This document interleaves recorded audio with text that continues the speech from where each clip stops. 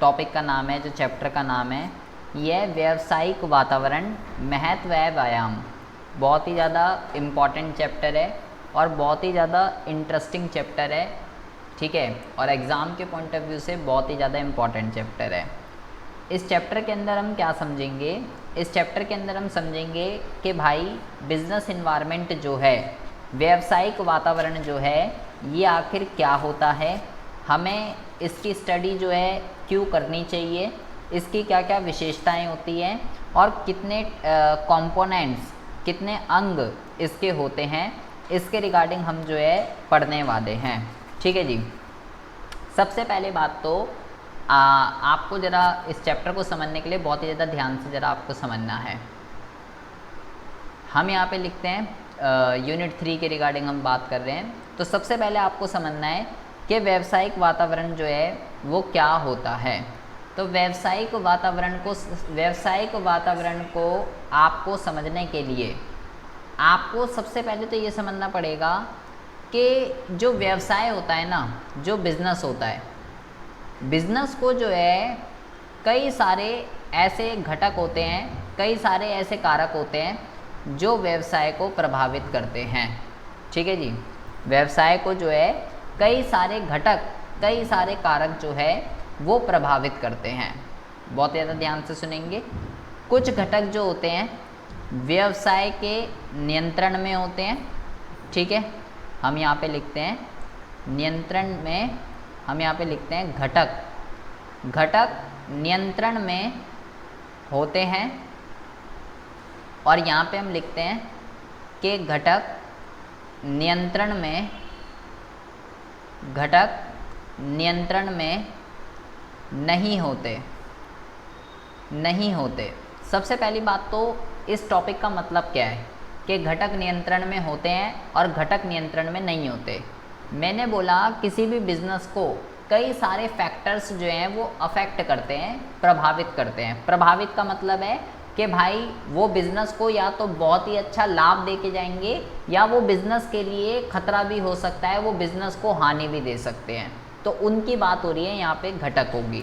ठीक है, जो घटक हैं वो जो है बिज़नेस को लाभ भी दे सकते हैं और वो जो है बिज़नेस को हानि भी दे सकते हैं। तो कोई भी ऐसी चीज़ जो बिज़नेस के लिए या तो एज अ प्रॉफिट में कन्वर्ट हो सकती है या एज अ लॉस में कन्वर्ट हो सकती है, वो कह सकते हो वो घटक है। अब घटक या तो बिज़नेस के कंट्रोल में होते हैं या बिज़नेस के कंट्रोल में नहीं होते हैं। ठीक है जी। आपको क्या ध्यान रखना है? आपको ये ध्यान रखना है कि वो घटक जो बिज़नेस के कंट्रोल में नहीं होते हैं, मतलब ऐसे घटक जिन पे बिज़नेस का कोई कंट्रोल नहीं है, बिज़नेस उसको अपने अकॉर्डिंगली नहीं चला सकता, नहीं कंट्रोल में कर सकता, ऐसे घटकों के योग को ही हम क्या कहते हैं? ऐसे घटकों के योग को ही हम जो है ना व्यावसायिक वातावरण के नाम से जानते हैं। इन्हीं घटकों के योगों को हम क्या कहते हैं? इन्हीं घटकों के योगों को हम व्यावसायिक वातावरण कहते हैं। ऐसे घटक जो बिज़नेस के कंट्रोल में होते हैं, मतलब कि कई सारे ऐसे फैक्टर्स जो बिज़नेस को अफेक्ट कर रहे हैं, वो बिज़नेस के लिए लाभ भी हो सकते हैं, वो बिज़नेस के हानि भी हो सकते हैं। और मैंने यहाँ पे लिखा वो बिज़नेस के कंट्रोल में होते हैं, बिज़नेस के नियंत्रण में होते हैं। तो भाई बिज़नेस उसको अपने अकॉर्डिंगली क्या कर सकता है? कंट्रोल में कर सकता है। तो ऐसे घटक जो बिज़नेस के कंट्रोल में होते हैं, जो चीज़ अपने कंट्रोल में है उसकी तो कोई दिक्कत ही नहीं है। तो आपको ये ध्यान रखना है कि भाई ये जो है ना, जो वो घटक जो बिज़नेस के कंट्रोल में होते हैं, वो घटक व्यावसायिक वातावरण नहीं कहलाते, वो घटक व्यावसायिक वातावरण कहलाते हैं, या उन घटकों का योग व्यावसायिक वातावरण कहलाता है जो बिज़नेस के कंट्रोल में नहीं होते हैं। अभी हम पढ़ेंगे कि वो कौन कौन से घटक होते हैं जो बिज़नेस के कंट्रोल में होते हैं और वो कौन कौन से घटक होते हैं जो बिज़नेस के कंट्रोल में नहीं होते हैं। वो घटक जो बिज़नेस के कंट्रोल में होते हैं उसको जो है भाई आंतरिक वातावरण के नाम से हम जानते हैं, आंतरिक वातावरण। और वो घटक जो बिज़नेस के कंट्रोल में नहीं होते उसको हम जो है बाहरी वातावरण के नाम से जानते हैं। मतलब कि जो आंतरिक घटक होते हैं वो आंतरिक वातावरण के अंदर वो घटक आते हैं जो बिजनेस के कंट्रोल में होते हैं, और बाहरी वातावरण के अंदर वो घटक आते हैं जो बिजनेस के कंट्रोल में नहीं होते हैं। तो जो बाहरी वातावरण होता है उसी को ही हम क्या कहते हैं, उसी को ही हम व्यावसायिक वातावरण के नाम से जानते हैं। ये वो घटक हैं जो बिजनेस के कंट्रोल में नहीं है। अगर अब जरा ध्यान से समझिए, ऐसे घटक जिन पे बिजनेस का कोई भी कंट्रोल नहीं है, तो भाई, और ये घटक बिजनेस को प्रभावित करते हैं, मतलब कि दोनों घटक बिजनेस को प्रभावित करते हैं, चाहे वो कंट्रोल में है चाहे वो कंट्रोल में नहीं है। प्रभावित करने का मैंने मतलब क्या बोला आपको, प्रभावित करने का मैंने आपको मतलब बोला कि ये जो घटक है ना, ये बिजनेस के लिए प्रभावित करने का मतलब है वो लाभ भी दे सकते हैं आपको, और वो आपके लिए हानि भी उत्पन्न कर सकते हैं। तो इसका मतलब होता है कि वो बिजनेस को प्रभावित कर रहे हैं। तो भाई ये तो हमारे कंट्रोल में है, इसका तो कोई दिक्कत नहीं है, लेकिन ये हमारे कंट्रोल में नहीं है। तो आपको वो घटक जो हमारे कंट्रोल में नहीं है, तो भाई उसकी नॉलेज का होना, उसकी नॉलेज तो आपके पास जो है, उसकी नॉलेज तो आपके पास होनी चाहिए, क्योंकि ये तो आपके कंट्रोल में ही नहीं है। तो अगर आपके पास इनकी नॉलेज नहीं होगी तो ये हो सकता है आपके लिए, आपके व्यवसाय के लिए, आपके बिजनेस के लिए बहुत ज़्यादा हानि जो है उत्पन्न कर दे। तो इनकी नॉलेज आपके जहन में जो है होनी बहुत ही ज़्यादा ज़रूरी है।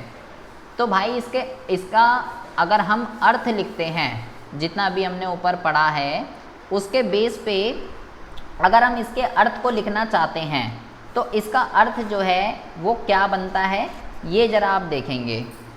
आप यहाँ पे लिखेंगे कि इसका अभिप्राय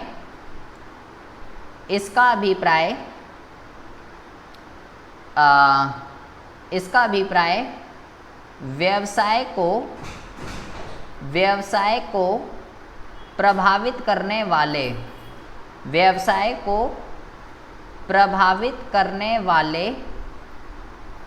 उन घटकों के योग से है, व्यवसाय को प्रभावित करने वाले उन घटकों के योग से है जो व्यवसाय को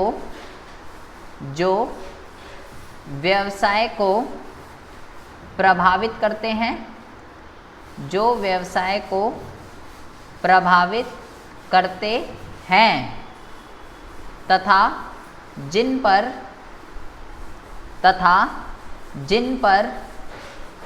व्यवसाय का कोई नियंत्रण नहीं होता है, जिन पर व्यवसाय का कोई नियंत्रण नहीं होता है, उसको हम क्या कहते हैं, उसको हम जो है ना व्यवसायिक वातावरण कहते हैं। ये इसका जो है अर्थ आपके पास निकल के आया। इस लाइन का मतलब क्या है कि इसका अभिप्राय व्यवसाय को प्रभावित करने वाले उन घटकों के योग से है। तो बार बार बोल रहा हूँ, व्यवसाय को प्रभावित करने का मतलब कि वो बिजनेस के लिए आप प्रॉफिट भी हो सकते हैं और वो बिजनेस के लिए लॉस भी हो सकते हैं। आप यहाँ पे लिख देंगे कि इसमें व्यवसाय के लिए खतरे व अवसर दोनों उपलब्ध होते हैं, दोनों उपलब्ध होते हैं। अब इसका मतलब क्या हुआ, अब दो वर्ड हमने यहाँ पे यूज़ किए। पहला हमने यहाँ पे वर्ड यूज़ करा खतरे और दूसरा मैंने यहाँ पे यूज़ करा अवसर। मैं ये नहीं कह रहा कि जो घटक हैं वो बिज़नेस को लॉस ही देके जाएंगे, ऐसा नहीं है। जो घटक हैं मैंने बोला वो बिज़नेस को प्रॉफिट भी दे सकते हैं और वो बिज़नेस को लॉस भी दे सकते हैं, कुछ भी हो सकता है। तो भाई यहाँ पे जो खतरों की बात की गई है, मतलब ऐसे घटक जो बिज़नेस के लिए हानि उत्पन्न कर सकते हैं, यहाँ पे उसने उस चीज़ को खतरे का नाम दिया है। और ऐसे घटक जो बिजनेस के लिए लाभ उत्पन्न करके देंगे, अपॉर्चुनिटी है वो आपके बिजनेस के लिए, उसके लिए इसने उसको अवसर का नाम दिया है। तो ये हो गया आपका बिजनेस एनवायरनमेंट का मीनिंग। ध्यान से देखेंगे सुरभि, मैंने बोला कि कोई भी जो व्यवसाय होता है उसको जो है कई सारे घटक प्रभावित करते हैं। कई सारे घटक प्रभावित करने का क्या मतलब है कि वो घटक आपके लिए प्रॉफिट या लॉस दोनों क्रिएट कर सकते हैं। तो जो घटक होते हैं व्यवसाय को प्रभावित करने का मतलब है प्रॉफिट या लॉस आपको क्रिएट करके देंगे। तो जो घटक होते हैं कुछ बिजनेस के कंट्रोल में होते हैं, कुछ बिजनेस के कंट्रोल में नहीं होते हैं। जो बिजनेस के कंट्रोल में होते हैं उसको आंतरिक वातावरण कहते हैं, और जो बिजनेस के कंट्रोल में नहीं होते उनको बाहरी वातावरण कहते हैं। तो हमारे जो चैप्टर का नाम है वो है व्यावसायिक वातावरण। तो व्यावसायिक वातावरण का जो लेना देना है वो बाहरी वातावरण से होता है। ऐसे घटक जिन पे व्यवसाय का कोई भी नियंत्रण नहीं होता उनको व्यावसायिक वातावरण कहते हैं। ऐसे घटक जो बिजनेस के कंट्रोल में होते हैं वो व्यावसायिक वातावरण नहीं है। जो चीज़ हमारे कंट्रोल में होती है उसको तो हम अपने अकॉर्डिंगली एडजस्ट कर लेंगे, लेकिन जो चीज़ हमारे कंट्रोल में नहीं है उसको हम कैसे कंट्रोल में करेंगे। तो ऐसे घटक जो हमारे कंट्रोल में नहीं है लेकिन वो तो हमारे बिजनेस को इफेक्ट करेंगे, या तो हमारे बिजनेस को लाभ उत्पन्न करके देंगे या हानि उत्पन्न करके देंगे। तो ऐसे घटकों की नॉलेज आपको होनी चाहिए एज अ प्रबंधक कि भाई वो कौन कौन से घटक हैं जो बाहरी वातावरण के अंदर आते हैं और वो मेरे बिजनेस को या तो लाभ उत्पन्न करके देंगे या हानि। तो भाई जो लाभ उत्पन्न करके देंगे उसको यहाँ पे अवसर के नाम से जाना गया है, जो हानि उत्पन्न करके देंगे वो खतरे। तो कह रहा है इसका अभिप्राय व्यवसाय को प्रभावित करने वाले उन घटकों के योग से जो व्यवसाय को प्रभावित करते हैं और जिन पे व्यवसाय का कोई भी नियंत्रण नहीं होता, और इसमें व्यवसाय के लिए खतरे और अवसर दोनों ही उपलब्ध होते हैं। बार बार कह रहा हूँ केवल वो घटक जो बिजनेस के कंट्रोल में नहीं होते उनको कहते हैं व्यावसायिक वातावरण, इसको नहीं कहते। अच्छा जी, अब हम बात करते हैं कि इसकी जो है विशेषताएं क्या क्या होती हैं। अगर हम इसके फीचर की अगर हम बात करते हैं तो इसका जो सबसे पहला फीचर होता है वो होता है सबसे पहला बाहरी शक्तियों की संपूर्णता। इसका क्या मतलब होता है बाहरी शक्तियों की संपूर्णता? तो अभी मैंने आपको बताया कि भाई कि ये जो सारे के सारे घटक हैं ये भाई व्यवसाय के कंट्रोल में नहीं है, व्यवसाय के नियंत्रण में नहीं होते हैं, और ये घटक बिजनेस के बाहर उपलब्ध होते हैं, इसलिए इनको बाहरी वातावरण के नाम से जाना जाता है। और इनके अंदर कोई एक घटक नहीं है, मतलब कोई एक चीज नहीं है जो बिजनेस को प्रभावित करती है। कई सारे ऐसे घटक होते हैं, इसके अंदर अभी हम पढ़ेंगे बेसिकली 5 घटकों के रिगार्डिंग पढ़ेंगे कि वो कौन कौन से घटक हैं जो हमारे बिजनेस को प्रभावित कर रहे हैं, और प्रबंधक को उनकी नॉलेज जो है वो होनी चाहिए। तो एक घटक नहीं है, कम से कम 5-6 घटक हैं जो व्यवसाय के बाहर हैं और उन पे बिजनेस का जो है कोई भी कंट्रोल नहीं है। तो भाई उसकी जो नॉलेज है वो होनी चाहिए। तो इसलिए सबसे पहला इसका फीचर क्या है, बाहरी शक्तियों की संपूर्णता। बाहरी शक्ति मतलब बाहरी घटक हो गए, और संपूर्णता का मतलब क्या हो गया कि कोई एक घटक नहीं है, मल्टीपल फैक्टर्स हैं जो बिजनेस को इफेक्ट करते हैं। ये इसका सबसे पहला फीचर है। दूसरा जो यहाँ पे इसका फीचर है वो है विशेष व सामान्य शक्तियाँ। अब इसका क्या मतलब है विशेष व सामान्य शक्तियाँ, इसको जरा ध्यान से समझेंगे। विशेष व सामान्य शक्तियों का मतलब क्या होता है, पहले आप जरा यहाँ पे विशेष का मतलब समझेंगे और फिर हम जो है सामान्य का मतलब समझेंगे। वो जो बाहरी घटक है ना, बाहरी घटक बेटा बहुत ही ज़्यादा ध्यान से सुनेंगे, अटेंटिव होकर प्लीज़। जो बाहरी शक्तियाँ हैं उसके अंदर भी 2 तरीके की शक्तियाँ हैं। भाई मैंने बोला 1 मिनट रुकिए जरा, 1 मिनट रुकिए। यहाँ पे जो शक्तियों का यूज़ किया गया है वो घटक भी आप कह सकते हो, ठीक है। शक्तियाँ कह लो या घटक कह लो, एक ही चीज़ है, ठीक है। तो जो घटक हैं या जो शक्तियाँ हैं वो भी दो तरीके की है। पहली है विशेष और दूसरी है सामान्य। मतलब जो घटक हैं वो दो प्रकार के हैं, या तो विशेष घटक या सामान्य घटक। जो विशेष घटक होते हैं, विशेष घटक या विशेष शक्तियाँ किसको बोला गया है? विशेष घटक या विशेष शक्तियाँ उनको बोला गया है जो कि यहाँ पे आप लिखेंगे कि सभी फर्मों को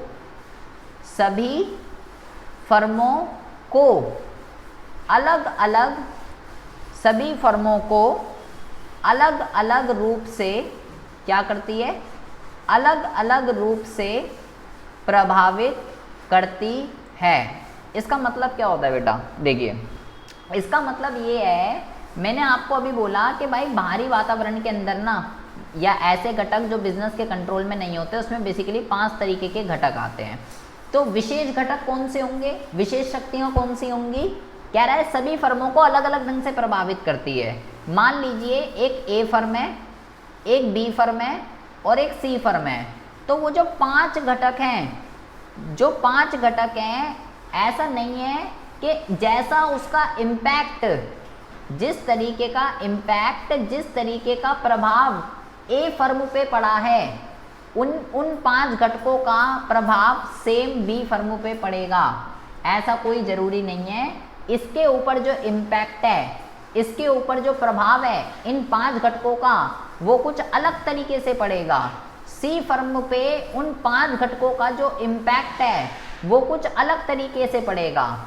सभी फर्मों पे उन 5 घटकों का जब प्रभाव अलग अलग तरीके से पड़ता है तो उसको विशेष शक्तियाँ या विशेष घटक के नाम से जाना जाता है।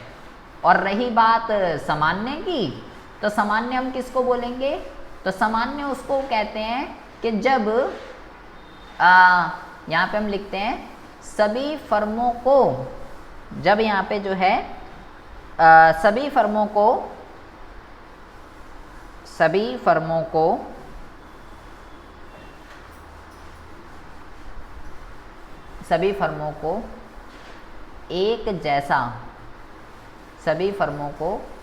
एक जैसा प्रभावित करती है। जब क्या कहते हैं, जब यहाँ पे जो है, जब अब मान लीजिए फैक्टर्स हैं, A factors, B factors, C factors, ठीक है जी। तो जब घटकों का जो प्रभाव है, जैसा प्रभाव ए पर पड़ा है, सेम वैसा ही उस घटक का प्रभाव बी पे भी पड़ेगा और सेम वैसा ही प्रभाव सी पे भी पड़ेगा। तो जब सभी फर्मों पे जो प्रभाव है घटकों का जब सेम पड़ता है तो भाई वो सामान्य शक्तियाँ कहलाती हैं। और जब घटकों का जो प्रभाव है सभी फर्मों पर अलग अलग तरीके से पड़ता है तो उसको हम जो है विशेष शक्तियाँ कहते हैं। तो ये हो गई इसका दूसरा फीचर। अब हम बात करते हैं इसके तीसरे फीचर के रिगार्डिंग। तो तीसरा जो इसका फीचर होता है, इसको हम कहते हैं एक दूसरे से संबंधित। इसका मतलब क्या है? एक दूसरे से संबंधित। मैंने बोला भाई 5 घटक हैं टोटल, ठीक है। जैसे कि मैं नाम लिख देता हूँ, अभी हम आगे पढ़ेंगे। जैसे पहला है आर्थिक, दूसरा है तकनीकी, तीसरा है राजनीतिक, ठीक है। आर्थिक, राजनीतिक, तकनीक, सामाजिक। तो ये क्या है? और भी आ जाएगा भी। कह रहा है एक दूसरे से संबंधित, मतलब कि ये सारे के सारे जो फैक्टर्स हैं ना, आपस में एक दूसरे से लिंक्ड है। अगर इसके अंदर चेंज आएगा तो भाई हो सकता है इससे इसमें भी चेंज आए, हो सकता है इससे इसमें भी चेंज आए, हो सकता है इससे इसमें भी चेंज आए। तो ये सभी घटक जो है ना आपस में एक दूसरे से इंटरलिंक्ड हैं, संबंधित हैं। अगर एक घटक के अंदर चेंज आएगा तो भाई दूसरे घटक में भी चेंज आएगा। और ये 5 घटक ऐसे हैं जिनका बिजनेस पे कोई कंट्रोल नहीं होता।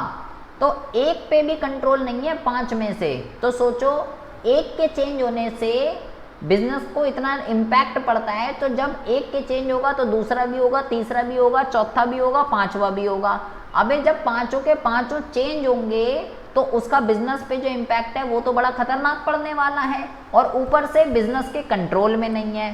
तो मेरे भाई प्रबंधक को इन घटकों के रिगार्डिंग नॉलेज होनी चाहिए कि आर्थिक घटक के अंदर क्या चेंज आ रहा है, तकनीक के अंदर क्या चेंज आ रहा है, राजनीतिक के अंदर क्या चेंज आ रहा है, सामाजिक के अंदर क्या चेंज आ रहे हैं, ताकि प्रबंधक जब उसके पास उसकी नॉलेज होगी कि भाई ये जो चेंज हो रहा है ये मेरे बिजनेस के लिए खतरा है या ये मेरे बिजनेस के लिए अपॉर्चुनिटी है, तो भाई वो प्रबंधक उस प्रभाव का, उस चेंज का पहले से अपनी तैयारी करके चलेगा, पहले से अपनी प्रिपरेशन करके चलेगा। तो ये हो गया इसका तीसरा फीचर। फोर्थ फीचर की अगर हम बात करते हैं यहाँ पे, तो फोर्थ जो इसका फीचर होता है इसको हम कहते हैं गतिशील प्रकृति। गतिशील का मतलब क्या होता है? गतिशील का मतलब होता है चेंज के ये जो 5 घटक में जो आपको ये बता रहा हूँ ना, ये जो 5 घटक जो ये होते हैं, ये 5 घटक जो है ना, इसमें हर समय क्या होता रहता है, इसमें हर समय जो है ना परिवर्तन आता रहता है, टाइम टू टाइम इसके अंदर चेंज आता रहता है, परिवर्तन आता रहता है, जिसकी वजह मतलब इसमें कुछ स्थिर नहीं रहता। ऐसा नहीं एक बारी चेंज हो गया तो बस हो गया काम, नहीं, एक बारी चेंज होने की बजाय इसके अंदर बार बार कभी किसी घटक में, कभी किसी घटक में, कभी किसी घटक में बार बार चेंज पे चेंज आता रहता है। तो इनकी जो प्रकृति होती है वो गतिशील प्रकृति की होती है, जिसकी वजह से बिजनेस के लिए इसका सामना करना और भी ज़्यादा क्या हो जाता है, टफ हो जाता है। अगला जो इसका फीचर है इसको हम कहते हैं अनिश्चितता। अनिश्चितता का क्या मतलब होता है? अनिश्चितता का मतलब होता है अनसर्टेनिटी। अनसर्टेनिटी का मतलब होता है जिसके बारे में बेटा हम कुछ भी नहीं कह सकते हैं। जैसे फ्यूचर अनसर्टेन होता है, कल क्या हो जाए, अभी क्या हो जाए, आने वाले 5 मिनट में क्या हो जाए, किसी को कुछ नहीं पता, फ्यूचर अनसर्टेन होता है। तो अनिश्चितता का मतलब है जिसके बारे में कुछ भी कंफर्म नहीं किया जा सकता, जिसके बारे में कुछ भी कंफर्म नहीं कहा जा सकता, वो चीज़ अनसर्टेन होती है। तो हमने बोला वो जो 5 घटक हैं वो भाई गतिशील प्रकृति के, उनमें चेंज आता रहता है, लेकिन चेंज क्या आएगा उसके बारे में किसी को कुछ नहीं पता कि आर्थिक के अंदर, तकनीक के अंदर, राजनीतिक के अंदर, सामाजिक के अंदर क्या चेंज आने वाला है, किसी प्रबंधक को इसके बारे में कुछ भी फिक्स नहीं पता होता है। तो भाई उसके बारे में कुछ पता तो है नहीं, बस अपना एक्सपीरियंस के बेस पे, अपने एक्सपीरियंस के बेस पे और जो भी है अपना पूर्वानुमान लगाते हैं, अपना प्रोबेबिलिटी, अपनी संभावना लगाते हैं कि भाई अगर ऐसा हुआ तो ऐसा कर देंगे, ऐसा हुआ तो ऐसा कर देंगे, और उस पूर्वानुमान के बेस पे, उस संभावना के बेस पे क्या करते हैं, अपने बिजनेस के लिए प्रबंधक काम करते हैं। तो इनकी जो प्रकृति होती है वो अनिश्चितता की होती है, अनसर्टेन होते हैं ये, ठीक है। इसके अलावा अगला जो इसका फीचर है वो है जटिलता। ये बेटा सब बहुत ही इंपॉर्टेंट फीचर हैं जो केस स्टडी में आते हैं, तो उसमें से वो पूछ लेता है, केस स्टडी जो आता है क्वेश्चन उसमें ये पूछ लेता है बताओ कौन सा इसके अंदर जो है फीचर लग रहा है। तो ये सब आपको पता होने चाहिए। गतिशील का मतलब क्या होता है, अनिश्चितता का मतलब क्या होता है, और जटिलता का मतलब क्या होता है। यही तीनों बहुत बार ही आते हैं, बार बार, ठीक है। तो क्या कहते हैं, चार वो हैं जिसका मतलब आपको पता होना चाहिए। अब है जटिलता। जटिलता का मतलब क्या होता है? जटिलता को इंग्लिश में कहते हैं कॉम्प्लेक्सिटी। कॉम्प्लेक्सिटी का मतलब क्या होता है? कॉम्प्लेक्सिटी का मतलब ये होता है कि अभी हमने बोला कि जो एक घटक नहीं है, ये भाई कम से कम 5 घटक हैं, और पांचों के पांचों घटक एक दूसरे से जो है, अनिश्चितता का मतलब होता है बेटा अनसर्टेनिटी। अनसर्टेनिटी का मतलब होता है, अनसर्टेनिटी का मतलब होता है जिसके बारे में कुछ भी फिक्स नहीं कहा जा सकता। तो जो पांचों के पांचों घटक हैं, आर्थिक, सामाजिक, तकनीकी, राजनीतिक और जितने भी हैं, जितने भी घटक हैं, उनमें चेंज क्या होने वाला है इसके बारे में प्रबंधक को कुछ भी नहीं पता है। प्रबंधक केवल एक अंदाज़ा लगाकर कि अगर आर्थिक के अंदर चेंज हुआ तो ऐसा कर लेंगे, तकनीकी के अंदर चेंज हुआ तो ऐसा कर लेंगे, सामाजिक में चेंज हुआ तो ऐसा कर लेंगे। केवल एक अंदाजे के बेस पे क्या किया जाता है कि अगर ऐसा हुआ तो ऐसा कुछ हम जो है अपने बिजनेस के अंदर, अपने व्यवसाय के अंदर कर लेंगे। पूर्वानुमान के बेस पे, संभावना के बेस पे, अंदाजे के बेस पे क्या होता है, प्रबंधक काम करता है और अपने जोखिम को कम करने का प्रयास करता है। जटिलता का क्या मतलब होता है? जटिलता का मतलब होता है, सबसे पहली बात तो एक घटक नहीं है, 5 घटक हैं और हमने बोला कि इसे सब एक दूसरे से इंटरलिंक्ड हैं, एक दूसरे से संबंधित हैं। अगर एक में चेंज आएगा, अगर एक में चेंज आएगा तो सब में चेंज आएगा। तो भाई, और एक में चेंज आएगा तो सब में चेंज आएगा, और ये पांचों घटक बिजनेस को प्रभावित करते हैं। ठीक है जी। तो बेटा जब एक के चेंज आने से दूसरे में भी चेंज होगा, तीसरे में भी चेंज होगा, तो एक को ही झेलना बहुत ही ज़्यादा मुश्किल है बिजनेस के लिए, तो क्योंकि बिजनेस के नियंत्रण में नहीं है। तो अगर पांचों के पांचों में चेंज आएगा तो बिजनेस के लिए उन चेंज को, उन प्रभावों को झेलना बहुत ही ज़्यादा मुश्किल हो जाएगा। और किस घटक का प्रभाव बिजनेस पे पड़ रहा है, किसका प्रभाव ज़्यादा पड़ रहा है, किसका प्रभाव कम पड़ रहा है, बिजनेस के लिए इसको पहचान पाना बहुत ही ज़्यादा मुश्किल है। जैसे अगर मैंने बोला कि अगर आर्थिक के अंदर चेंज आया तो उससे तकनीक में भी चेंज आएगा, सामाजिक में भी चेंज आएगा, राजनीतिक में भी चेंज आएगा, क्योंकि सब एक दूसरे से इंटरलिंक्ड है और पांचों के पांचों घटक बिजनेस को प्रभावित करते हैं। ठीक है। तो कि बिजनेस पे जो इम्पैक्ट है, ज़्यादा आर्थिक का पड़ रहा है, सामाजिक का पड़ रहा है, राजनीतिक का पड़ रहा है, किसका प्रभाव सबसे ज़्यादा पड़ रहा है, इस चीज़ को, बिजनेस को आइडेंटिफाई करना बहुत ही ज़्यादा मुश्किल काम होता है, जिसकी वजह से बिजनेस इसको फेस करने में जो है बहुत ही ज़्यादा प्रॉब्लम फेस करता है। उस चीज़ को जटिलता कहते हैं। उसके बाद हम बात करते हैं इसके लास्ट फीचर के रिगार्डिंग। इसका जो लास्ट फीचर है इसको कहते हैं सापेक्षता। बेटा ये चारों फीचर बहुत ही अच्छे से कर लीजिएगा, गतिशील, अनिश्चितता, जटिलता और सापेक्षता। ये चारों फीचर केस स्टडी में रिपीटेड होते हैं। वो तो आपको केस स्टडी बना के दे देगा, बोलेगा बताइए इसमें कौन सा फीचर लग रहा है। अब सापेक्षता का क्या मतलब होता है? सापेक्षता का मतलब होता है कि भाई यहाँ पे जो है ना, यहाँ पे जो है, यहाँ पे आप लिखेंगे कि विभिन्न स्थानों पर, विभिन्न स्थानों का व्यावसायिक वातावरण, विभिन्न स्थानों का व्यावसायिक वातावरण भिन्न भिन्न होता है, भिन्न भिन्न होता है। इस लाइन का क्या मतलब है? इस लाइन का मतलब ये है, पहले तो बेटा आपको व्यावसायिक वातावरण पता होना चाहिए। मैंने बोला कि व्यावसायिक वातावरण का मतलब है वो घटक जो बिजनेस के कंट्रोल में नहीं होते, वो व्यावसायिक वातावरण है जिसमें 5 घटक आते हैं। तो लिखा हुआ है विभिन्न स्थानों पर व्यावसायिक वातावरण अलग अलग होता है। तो इसका मतलब क्या है कि भारत के अंदर जो हमने 5 घटक की बात करी, आर्थिक, सामाजिक, राजनीतिक, वो घटक भारत में जैसे हैं ऐसा कोई ज़रूरी नहीं है कि अमेरिका के अंदर भी वो जो 5 घटक है वही तो बेटा व्यावसायिक वातावरण है। वो जो 5 आर्थिक, सामाजिक, राजनीतिक, ये जो है यही तो 5 घटक है जो बिजनेस के कंट्रोल में नहीं है। और मैंने बोला जो बिजनेस के कंट्रोल में नहीं है उसी को ही व्यावसायिक वातावरण कहते हैं। तो जो ये व्यावसायिक वातावरण जो है, अगर ज़रूरी नहीं है भारत में जिस तरीके का है तो व्यावसायिक वातावरण अमेरिका में भी उसी तरीके का हो। इस पे जो है ये स्थानीय परिस्थितियों पे डिपेंड करता है, मतलब कि देश के अंदर किस तरीके की सरकमटेंसेस चल रही हैं उसके ऊपर जो है ये चीज़ डिपेंड करती है, स्थान के ऊपर डिपेंड करती है, लोकेशन वाइज, लोकेशनैलिटी का जो है इसके ऊपर प्रभाव पड़ता है।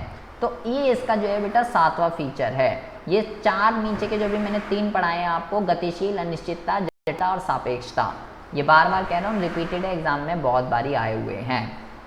तो अभी तक हमने जो पढ़ा है वो हमने पढ़ा है कि भाई व्यवसाय को कौन कौन से घटक प्रभावित करते हैं, आंतरिक क्या होता है, बाहरी वातावरण क्या होता है, इसका अर्थ क्या होता है और इसकी जो विशेषताएं होती हैं वो क्या होती हैं। 7 विशेषताएं मैंने आपको इसके रिगार्डिंग पढ़ाई है।